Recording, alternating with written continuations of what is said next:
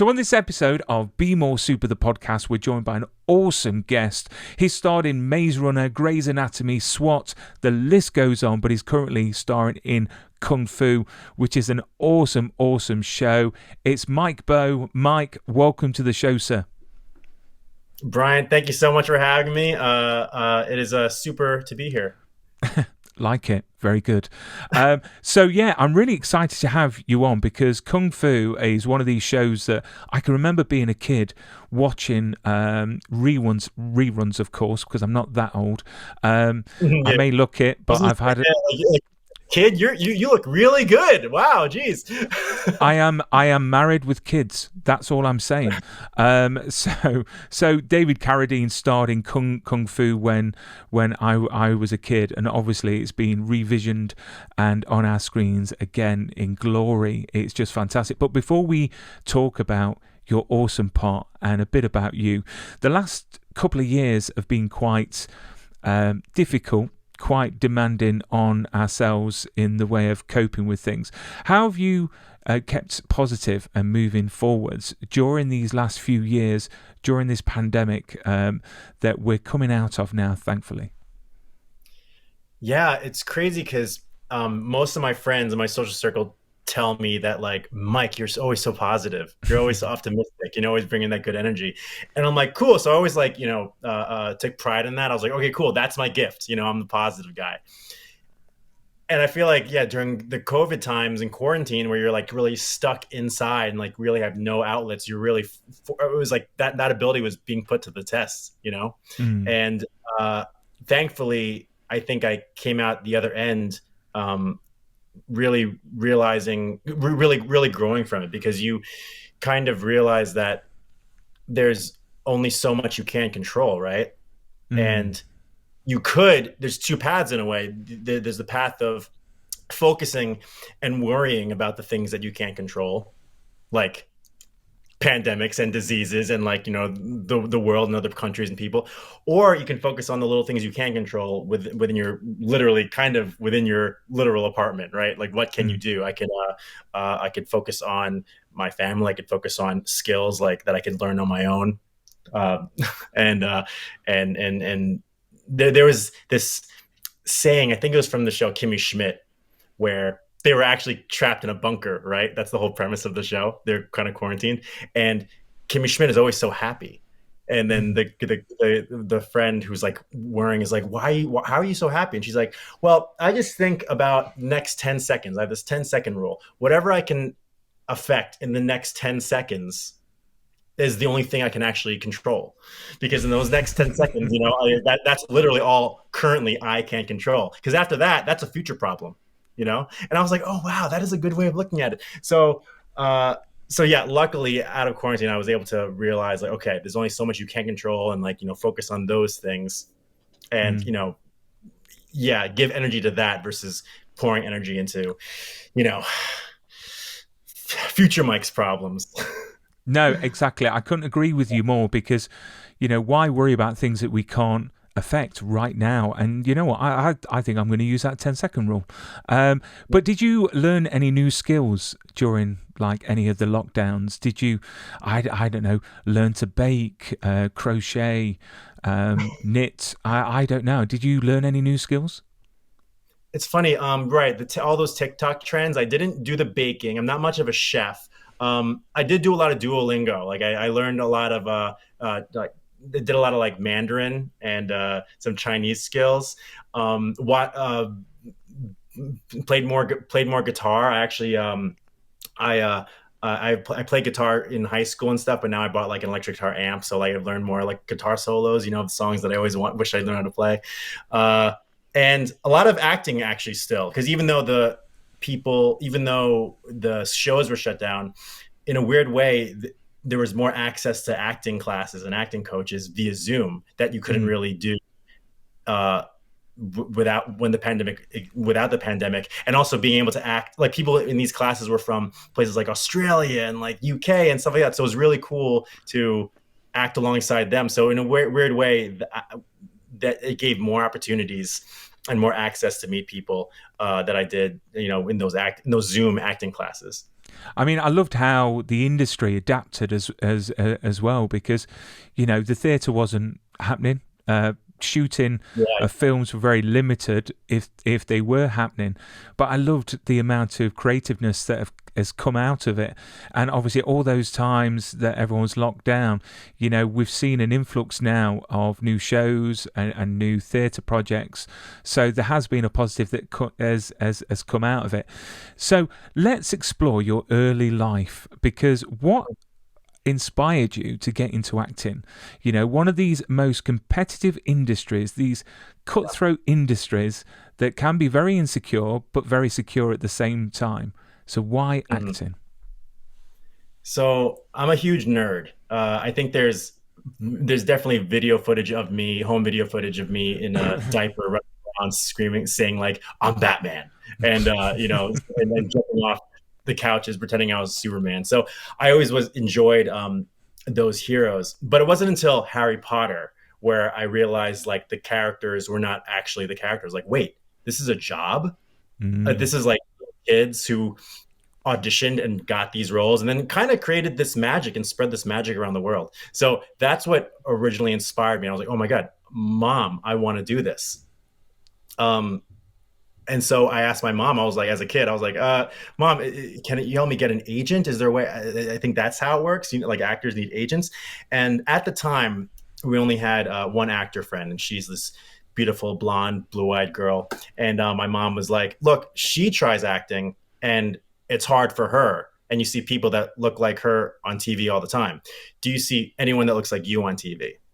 So as you're saying with the Mm. challenging part, that was the first time I was kind of confronted with one, it's a challenging field, but two, this is like other challenge as well. That because I'm third generation Asian American. I was raised with like American shows, and we spoke English in my household and stuff. So that was the first time I realized like, oh, I was an other. So, but I don't know if it was a mixture of stubbornness or determination. I was just like, yeah, you know what? I want to do it anyway. Let's go. Let's do it. And And the rest is history. And that's history. I've got to say the tide is definitely turning. But you Mm. touched on it just then, that I can imagine growing up, there wasn't any many Asians on screen as prominent as they are now, which it should be. So who did you look up to when starting out? Was there any Asian film stars or TV stars that you thought was amazing? Yeah, yeah, I get this question a lot because obviously I am an Asian actor. Surprise, surprise. And I'm like, I always get the question, who are your Asian role models? And I wish there were more. But like as I said, it was Harry Potter, Batman, That's Superman. awesome. I so I and unfortunately a lot of the Asian characters that were on mainstream were like stereotypical characters with Mm. like kind of social stereotypes, right? So they weren't things that as a kid growing up in like in an American school you were aspiring to be. Like, oh, I don't want to be like the faceless henchman, or like the nerd, or things like that. Um, it wasn't until YouTube actually where I saw my first Asian role model. So not in the mainstream media.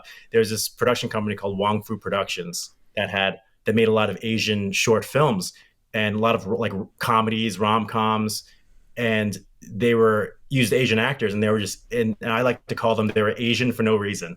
They were just normal people. They didn't talk about like, oh, my character's here because I'm related to the Japanese village or something. Like they were just like, they had normal problems. They went to school in New York, California, and had a love life. And Mm. those are the first like role models I think I saw that I was like, oh man, I could, if they're doing it, I can kind of do it too. Mm. It is kind of crazy how seeing is believing. Yeah. Um, And yeah. it's funny that you say about the stereotypical henchman and all that lot, because thinking about it, when I was growing up, literally my upbringing was Jackie Chan, the old like Mm, Police Story and Meals on Wheels and all those sort of movies. And then when you look at them, actually, it was very stereotypical. There weren't mhm. any characters that was far from,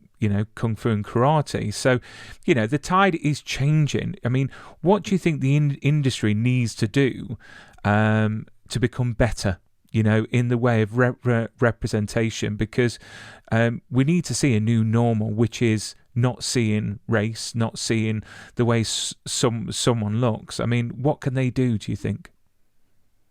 I think the like you said, back in the day there was just Mm. Jackie Chan, right? So there was only that kind of like that one representation. So people would even say like, "Oh my God, you remind me of Jackie Chan," and it's like you're just saying that Mm. because that's the only Asian person in the zeitgeist, or you remember Bruce Lee, right? Because that's the only other Asian you know. So I think what really helps with breaking down these stereotypes is having more of everything. Because if you have a show where there's like, if you have your kung fu guy, but then you also have your Crazy Rich Asians where he's a romantic interest, and then you Mm. also have Parasite where it's like these crazy people who are living underneath this house that are doing like this scheming thing, and then if you have Shang-Chi, Asian superhero, you show that we are just normal people that are multifaceted like you or I, and then you can't stereotype. You can't be like, oh, you're Asian, hence you are like this only other Asian character that Mm. I've seen in shows. You're like, oh, you could be anything. You could be all these things. Mm. So just more movies and more projects featuring Asian actors, and luckily it's happening. Like Mm. Hollywood is catching up to those YouTube days, like I was saying, Mm. where it's like, oh yeah, audiences accept it. Like clearly the views were there. Like the people spoke when they Mm. were like watching the YouTube videos, and the views were there. It was just, I guess, the old guard, not being afraid to take the risk, right? The Mm. financial risk. Like, oh, let's just keep putting Tom Cruise in front of on the posters, because that'll do good. Uh, but yeah, clearly things are definitely going better. It was news to me that Kung Fu was the first full Asian cast network drama. Mm. That's crazy. It only happened in 2020, the first Yeah. time. Yeah, but Yeah. it is definitely changing, because you're seeing, as you said, more shows out there, and rightly so. You know, looking back, I mean, do you think it's a generational thing as well, that as the generations are going along, things are changing with those generations, because we're learning from past mistakes, what the older executives may have made, and the world is turning. I think so. I think when there's only like so much, I guess, people can take, right? So Mm. there for sure people like me who I saw, like, I guess, the bad stereotypes of, like, long duck dong and all those things, and like the whitewashing and like making fun of Asians, Mm. that they were like, when they became adults, they were like, wait, I want to do something about this. Mm. um I saw this quote that was like happy people don't change the world. It's like people who are unhappy with the world change the world, or something like that. Like it's like, oh, like there's oh, there's something wrong here. Let's do something about it. So yeah, it's a reaction to Mm. that. It's definitely a reaction to, it's a feedback of yeah, wanting to tell your stories. And Mm. there's not only that though. I think people are being more creative now, because I feel like there's a whole generation of, when Asians first came out to America, they're like, okay, let's get settled, let's do your thing, let's do the reliable fields, get the family settled. But now we're like, oh, we have like there's creative outlets where we can tell these stories, and like we've been here for a long time now, and no one's told this story. Like the Asian experience in New York is so different versus the Asian experience in California. Now I live in Mm. LA, and I'm like hearing about the culture in like the 626. I'm like, why hasn't there been multiple shows about this area? So there's just a lot of, there's so much fruit, Mm. for creative fruit, for more content right now. Yeah. I mean, I can imagine the industry that you're in, there's lots of ups and downs. So Yeah. how do you keep, again, positive and resilient, with auditioning, with getting rejection, getting parts? I mean, it must really test you at times. Yeah, it does. I like to say that, if you like dating and getting ghosted, then the acting life is the life for you. You have you have to like really like go in there with this mentality of, you know, not desperate. Like you're a full person without this job. You're good. Show them what you can do. And this is not even the craft yet, right? This is just the mindset Mm. of the audition. And then once you do it, be able to like walk away and like, oh, cool, I'm good. If you want to work together, great. And if not, don't worry. And those are the people that get the job, right? The ones Mm. that's why as like you as like you keep booking more jobs, you kind of see that mentality too. It's like, oh yeah, I really want to work with them. It's almost like they don't want to work with us, you know. Um, so I remember noticing that. And I'm like, okay, like so bringing that bringing that vibe and like truly not in a cocky way, but like collaborating with them. I think that's helped my actor mindset recently versus like I guess putting yourself on a lower pedestal of like, oh, please hire me, please hire me. And then not only that, getting more confidence of, like I said, these acting classes that I was Mm. taking over even before COVID, but during COVID as well. I remember when I the kung fu role was actually a long journey. I originally tested for one of the main roles, didn't get that one. Uh, got called in for another role, didn't get that one either, and then got called in for this K-pop star Simon Lau role, and then got that. So it was a long marathon. But even in that first testing process, that it was like super like the testing process is you're auditioning in front of in a living room full of the most powerful people of the CW and the Warner Brothers, and they're just like, go, you know, and you're just like you have to go there in the full confidence. Uh, I was realizing all of my training was catching up to me. Like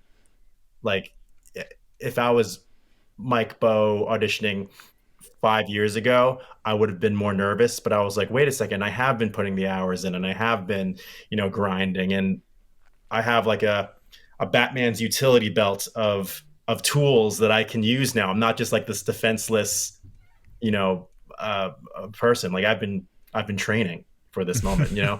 So it's all yeah, it all you just keep working at it and building up your skills and that helps your confidence in a way, you know. Mm. Mm. And they say that auditions are an art form in themselves. I mean, do you prefer the self tape, or do you prefer actually doing the audition in front of, the casting people? Yeah. Oh man, you're getting right into yeah, you're getting into like Mm. the acting world as it is today. Yeah. So I have this discussion a lot because for those of you who don't know, post COVID and or during COVID and now post COVID, auditions are all digital. They're all Mm. okay, self tape it, and you don't go in person anymore. And there's pros and cons of each. I'm a big people person, so that was a great way to network and like meet people and like say hi to the casting directors and like actually meet them. So I'm really glad I did that before COVID. Now post COVID, yeah, you don't get to meet it. You have almost like a sense of hopelessness a little bit because you can tape something and then throw it out into the ether. And like I said, you have to like dating getting ghosted because you won't necessarily hear back. You're just like Mm. putting it out there and hopefully someone responds. Um, I think though, actually, I have been liking the taping better in the end of the day, because uh, one, I've been booking more, but two, the reason why I've been booking more, I feel like, is because I've taken more ownership of my tapes. I actually went to film school, so I have like for directing. So I have that mindset where I want to eventually go into behind the scenes. I want to eventually pull like a Ben Affleck. But Yes. uh, taking the ownership of the actual tape, you're like, oh, this is kind of a short film. You're like, okay, like this is showing you're not just some crazy actor who's gonna, oh my god, I don't know what's gonna happen in the room. Blah, blah, blah. You're like, okay, wait, let's come up with an idea of what this character is, and let me help collaborate it with you, the director, writer, whoever's watching it, and yeah, let me show you my idea, and then yeah, what do you think?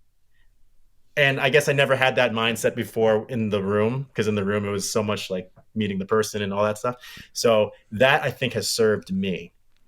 And then one last con I guess is uh, I tested for another role this year for a pilot and it was all via Zoom like this. Mm. So I'm just waiting. in my bedroom and just, logging on, doing the thing with the director, logging off. So I didn't get to meet any other of the actors. Meanwhile, when I tested for like Kung Fu, this was before COVID, I was in the waiting rooms and we had all this camaraderie because we were all like, all right, how was your audition? Great, cool. I'm going to go in now. Oh my, cool. It was like a team sport. We're like, cause we were in like in the war zone together. And like, I'm friends with the guy who got the role, and we would, and now like we wouldn't have met if it was via Zoom, So like, I didn't get to meet, in a weird way, this pilot season. I didn't get to meet any of the people who were auditioning with me. So that's a con. Do you know what? I was going to ask you if at auditions in person, if you're all in the same room, and if it was a good or bad, atmosphere, because you're all there going for the same part. So you're all eyeing each other up, thinking, is that person better than me? Am I better than that person? But it's nice to hear that, it is a good environment and you're supporting each other. So when did you realise that you were actually good at your job? I think, I mean, it's all like it's all chipping away at things. Like I think I got positive feedback on my short films I was making, and then from people that actually like would be critical of me, like my like who wouldn't BS me. Like I think my family members, or my sister for sure, was like, oh yeah, that thing was good, like good job with that or whatever. And I'm like, ooh, okay, even though it was understated, like, okay, so that's working. And it's slowly accumulating, I guess, that awareness of like, okay, that's the direction I should go, let's keep going in that direction. Yeah, I don't know if there was one single moment. It was just like these little things. Unfortunately, to get better, I think you are in this perpetual state of not thinking like, oh yeah, I'm good. Because if you're just thinking, oh yeah, I'm good all the time, then you're not going to get better, right? So I think maybe that, just a little bit of that, like I definitely still, I think maybe that's one of my negative traits. I always try to fix what's not broken. So I am constantly like looking for like, oh, I can make that better. I could do that better. I could do that better. But I definitely take notice of the third party, I guess, compliments when they were like, oh yeah, like you did that really well. Because yeah, I personally, when I compliment someone like that, I mean it too. So I feel like I take that to heart. I take that gift to heart.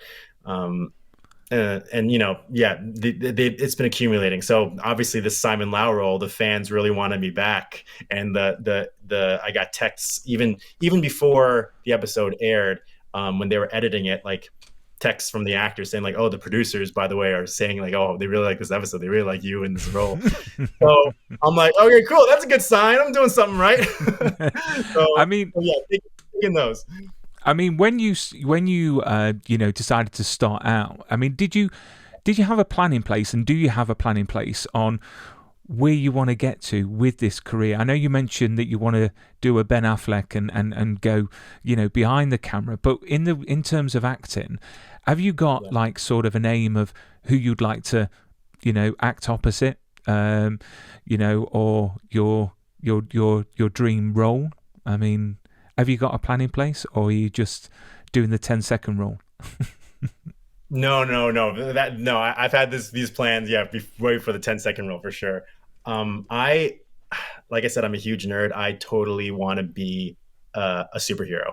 I was raised on DC Comics, Marvel Comics, and so much so where I know superhero movies are so big now, but like and everyone who knows me knows this, I've been wanting to do it since before they were big.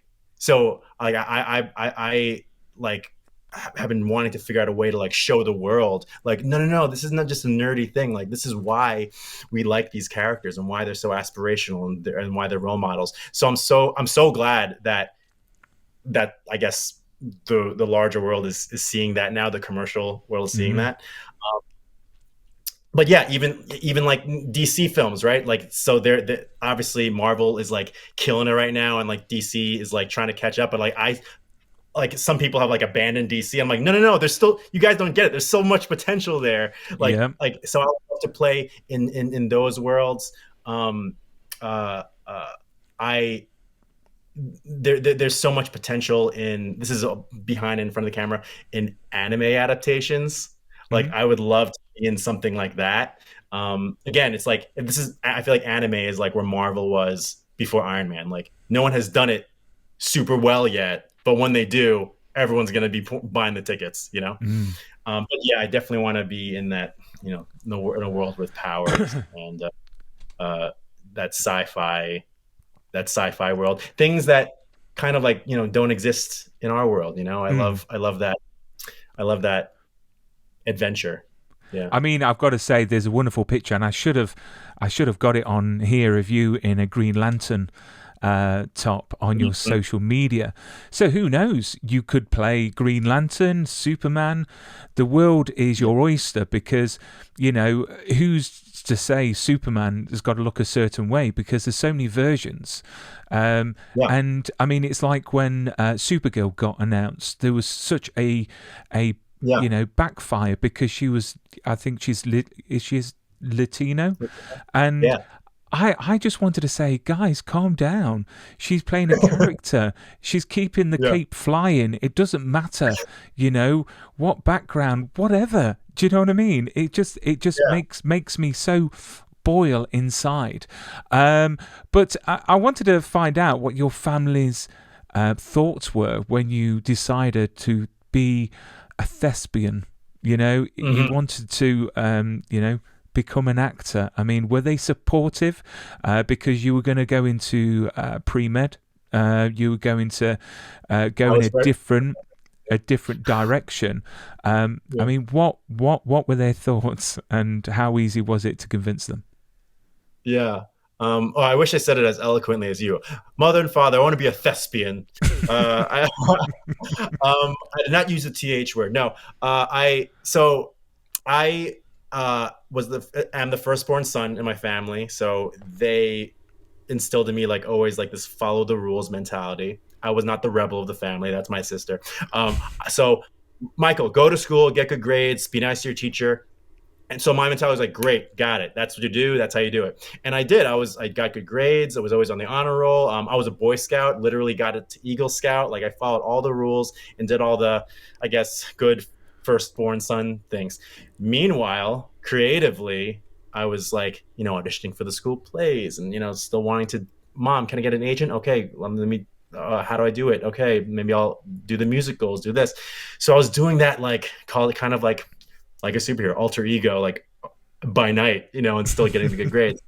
Uh, these good grades allowed me to get into NYU. I got into NYU in the College of Arts and Science. So that's like, the liberal arts school, not like the film school or the drama school. It was so I was pre-med my freshman year, but still filming movies with my friends, and I had this whole portfolio. So finally in NYU there was one film class that I was able to take as a non-film major. It was like a music for film and TV class, and I took that class, and like as I'm walking down the stairs in like the film department, I'm seeing like the movie posters, and because NYU's film school is like a really good film school, and I'm learning about this film music, and I'm like, wow, if I was going to do it anywhere, it would be here. So I sat my parents down and I was like, okay, Mom, Dad, here's the deal.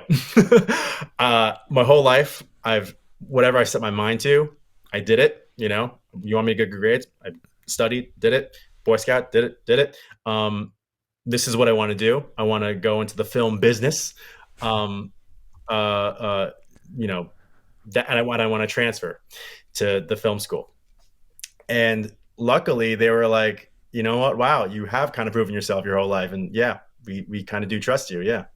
Uh, it's funny though, because I think most the most struggles with Asian parents is like the Asian parents are immigrants, so they don't understand the film world. Mm. So that's why they're telling their student their children, don't do that, because we don't know it. We don't know anything about it. Meanwhile, I'm third generation Asian American. Like my great grandfather came here. So my parents were raised in America. They have had friends who have tried and struggled to go in the film business. So they were coming from a different approach where they were like, just so you know, it's hard. Like, here's why. And they're giving me data points like blah, blah, try to do it. His marriage is a struggle. This is that, da, da, da. Speaking of marriages, my mom's like, actors, hearing this person gets divorced all the time. This is that. That's going to be tough. So I was getting actually like data points, like legit, like, oh, wow, this is a tumultuous industry. So I think, but in a weird way, it well equipped me. Like I'm like, okay, cool. I heard the valid arguments. so now I'm going to do it anyway, despite that. But I heard the valid arguments and what to prepare for now when I confront those things. Well, I feel like I'm bracing for the day when my mom's going to be like, "Hey, I told you so." Told you so, honey. They'll always say that. They will always say that. But let's talk about Kung Fu. Because this show, I've got the poster just here. There we go. We've got a awesome show that's full of heart, full of great stories, and it addresses quite a lot of great topics that I think that we need to see on our screens. It can be uncomfortable at times, but I think that we need to see those to question ourselves about our morality. But this show is just awesome. If you could tell everyone that's under a rock that hasn't seen it, a bit about your character and a bit about the show. Yes, so this show, Kung Fu, it is a reimagining of the 1970s show where this time, instead of a white actor playing an Asian role, it is now an Asian actor playing an Asian role. Yay. And not only that, and not only that, it's gender swap too. So the main character is female.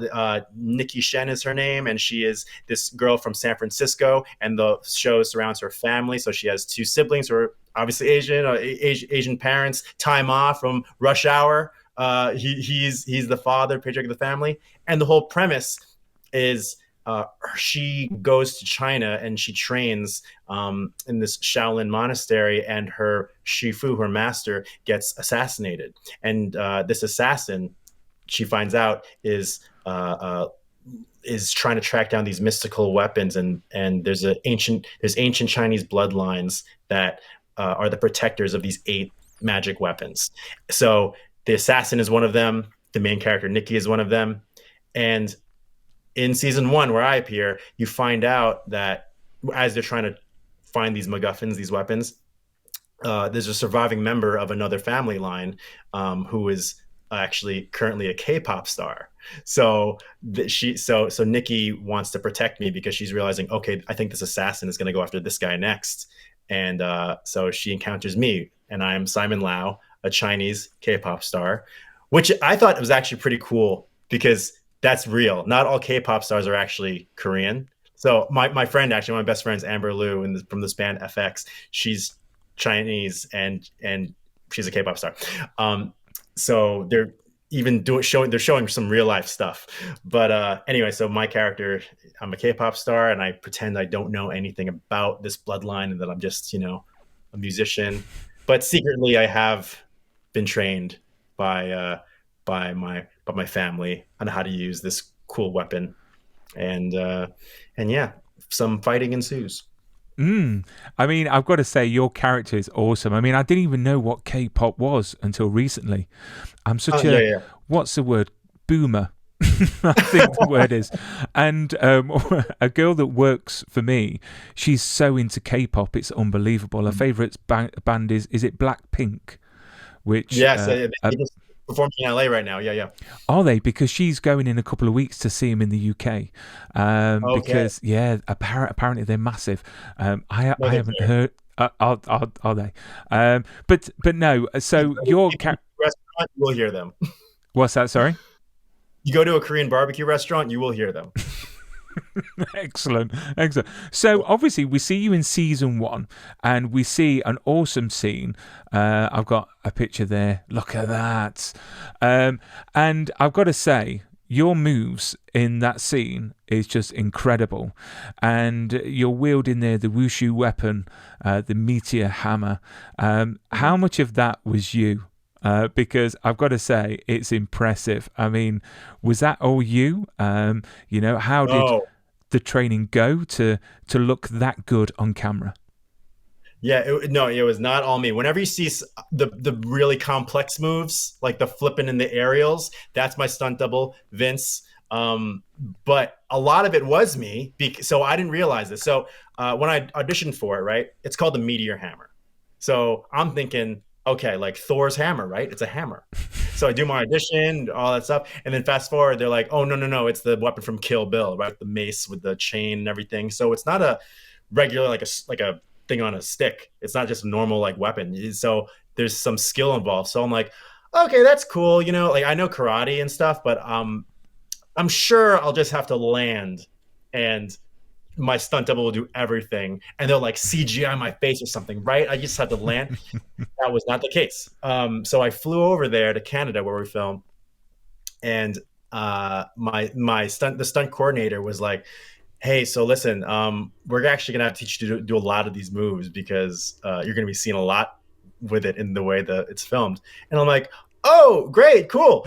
Luckily, this was pre vaccine, so Canada had like a strict 14-day quarantine period where you couldn't leave the threshold of your hotel room, like not even just the hotel building, the room.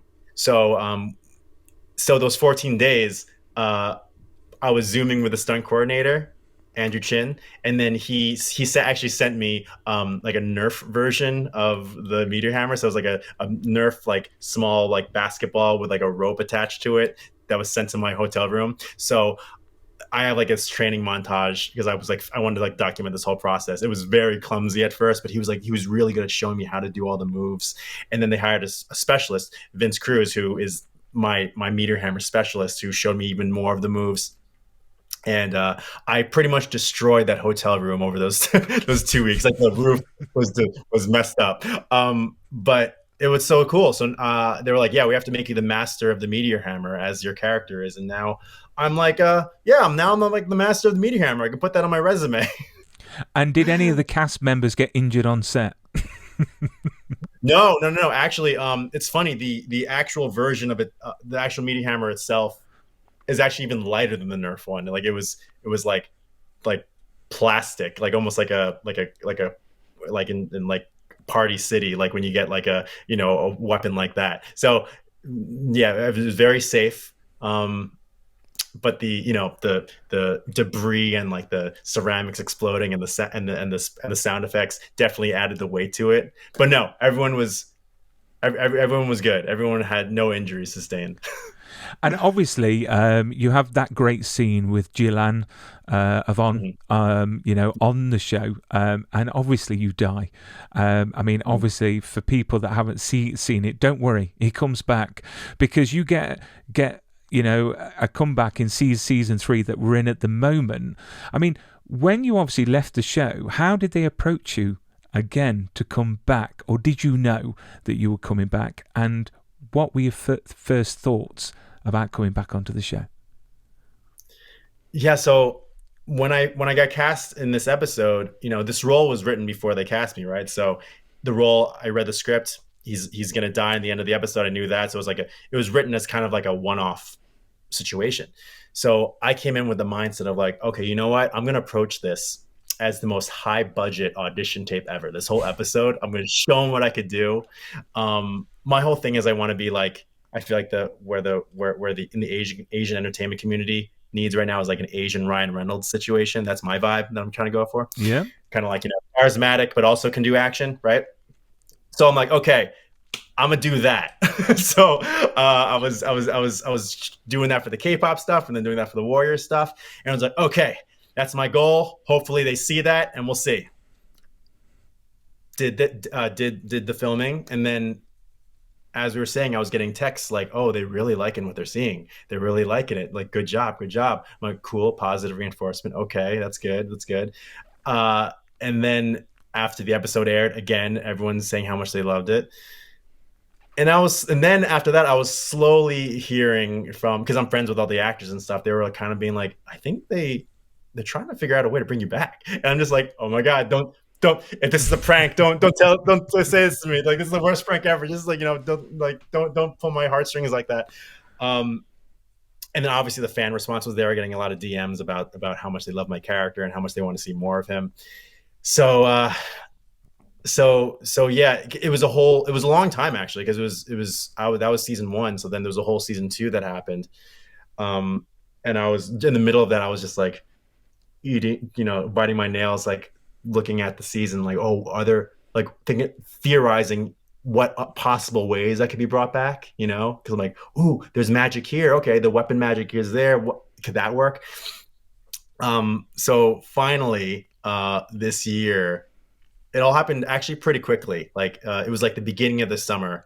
I was getting like they're asking for my availability for the potential episode dates that we'd film at the end of the summer. So I was like, yeah, I'm available. Let's do it. And then I was getting like texts from other people and who were like saying like, oh yeah, like I think it might happen.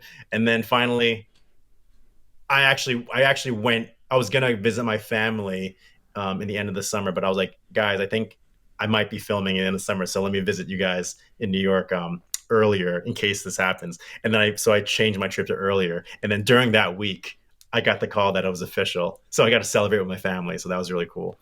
But yeah, it was So, it so was what have we got to look forward to from Simon on the show? For anyone that hasn't seen, season 3 yet, I mean, what have we got to look forward to with Simon without spoiling anything? That's what yeah. So there clearly there's this rough patch that has happened with um Julan, played by Yvonne, because she did a little thing like, killing me, murdering me, a little rough patch to get over. So let's just say that uh you know who's the last person Julan would want to run into? Maybe someone she murdered. Who's the last person I would want to run into? The person who murdered me. Um, but at the same time, there's some fun dynamics that could be had, with uh, an with a duo that you're not expecting to have to confront each other. There's some fun antics that happened there. So that's what I'm gonna say. And what's been your favourite moment so far on Kung Fu? Oh man, I think it was one of the first days of filming season 11, season one, the episode 11. Um, we're doing this like intense scene, right, where Nikki and Henry are telling me that someone's gonna murder me, and like just stop this, K-pop stuff. Like actually, someone like your life's in danger. So we're in this intense like drama Hollywood scene, right? And then cut.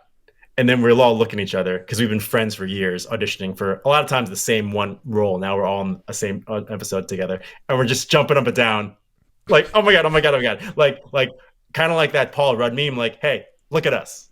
Who'd have thought? So that was and then all of a sudden the director's like, and action, and then back in it, doing the thing that we've all been kind of dreaming to do for our whole lives. So that was like a core memory that I'm never going to forget. And have you liberated anything from the show? Have you kept anything as a memento? You can admit it. It's fine. You've worked hard for it. So have you kept your Guardian medallion? Have you kept the hammer? I don't have the hammer. I have the Nerf hammer, so I have the practice one.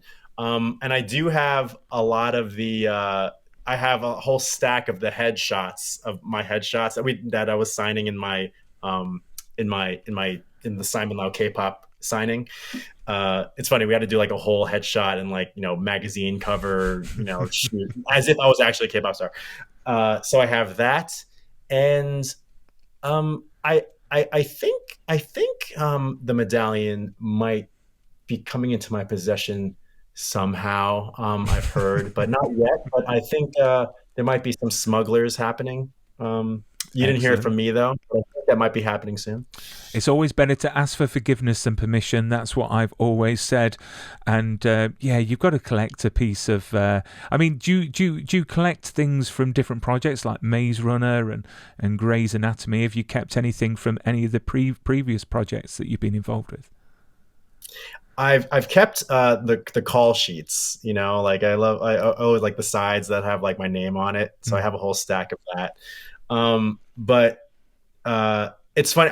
I because they keep the wardrobe and everything. So I wish I could hold on to it, but I always like take note of where they got all the wardrobe. So like the Simon Lau sneakers, actually, right? They're actually like these specific Nike sneakers that were only available at that time. So I remembered it and I bought them.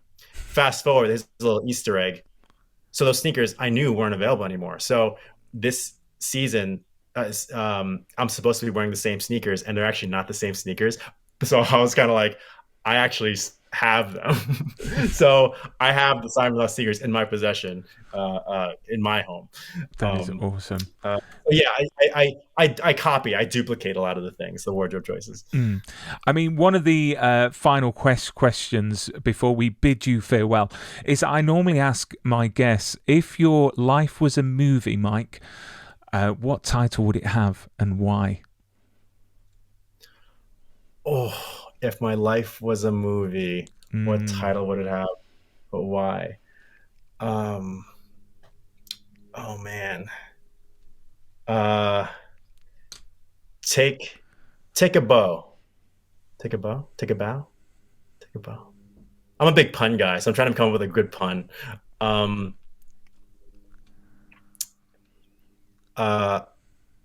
Another feather to my bow.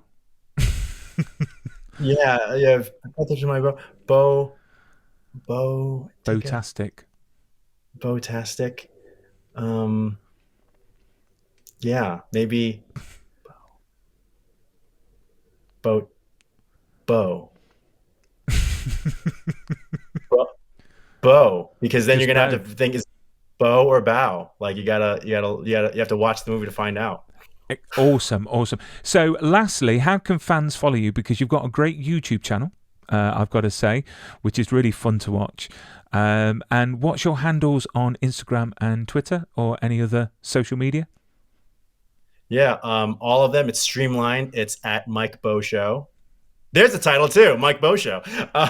Yeah, so you can follow me. I'm mainly on Instagram at Mike Bow Show, but yeah, TikTok, Twitter, YouTube, Mike Bow Show. Excellent. Mike, you've been a great guest. I've loved every minute chatting with you, and Kung Fu is amazing. I've got to say, the dad in it, I remember him from 24, and he's scary as hell in 24. But yeah. So, and it was a scary character, but in this, Nicky's dad is just absolutely the cutest thing. He's so lovely. It's literally night and day compared to his character in 24. So it's really nice to see. So good luck with the future. Keep safe and stay super, my friend. Oh, thank you so much. You say super too. I love that super's in the name of your podcast. That's awesome.